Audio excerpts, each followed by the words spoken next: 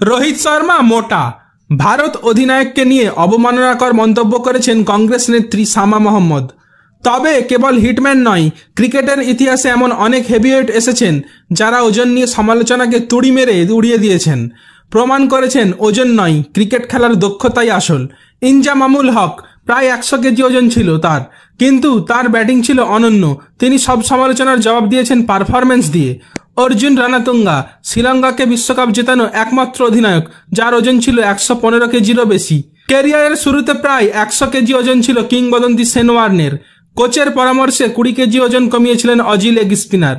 Mic Gatting ইংল্যান্ডের তারকা, যিনি শেন ওয়ার্নের শতাব্দীর সেরা বলে আউট হয়েছিলেন। 100 কেজির ক্লাবে অন্যতম নাম মাইক গ্যাটিং।